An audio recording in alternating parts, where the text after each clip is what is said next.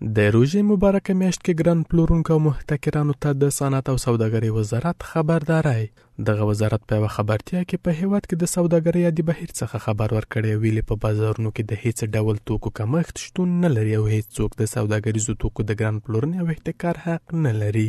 دغه وزارت همداراز ویلي د احتکار د منع او د بیې کنټرول کمیسیون ګرځنده ټیمونه په ټول هیواد کې فعال دي او پر بازارونو جدي څارنه لري.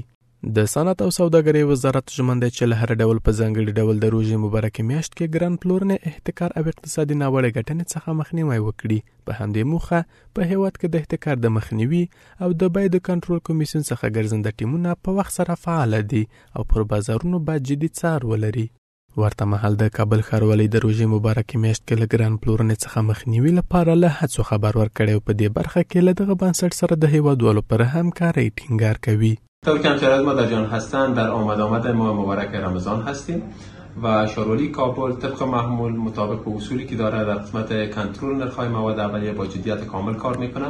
الحمدلله مطابق به ثباتی که فعلا در دلالت در بازار پیدا کرده، نرخ‌ها با حالت خوبش قرار داره. نمبر تماس 155 در خدمت تمام شهروندان عزیز ما است. اگر کسی گران فروشی میکنه که تیم‌های موظف که وجود داره عاجل به موضوع رسیدگی بکنن. په همدې حال کې یو شمېر اقتصادي کارپوهان د روژې میاشت کې د خلکو ستونزو حل لپاره د واکمن حکومت لخوا له احتکار او ګران پلورنې څخه مخنیوی مهم بولي. مردم افغانستان در یک وضعیت خوب اقتصادی به سر نمیبرند و در بسیاری موقع‌های مشخص مثلا مانند ماه مبارک رمضان یا مثلا عید یا سال نو که میاد اینا از این موقع استفاده میکنن و قیمت جنس بالا میبره. از او خاطر نظارت دولت به خصوص شهروالی کابل خیلی زیاد مهم است. حکومتي بنسټونه په داسې حال کې د روژې مبارکې میاشت کې د بازارونو له څارنې ډاډ ورکوي چې هر کال په هیواد کې د مذهبي مناسباتو پر رسیدو سره په بازارونو کې د خوراکي توکو د بیې لوړوالی هیوادوال له ګڼو ستونزو سره مخامخ کوي.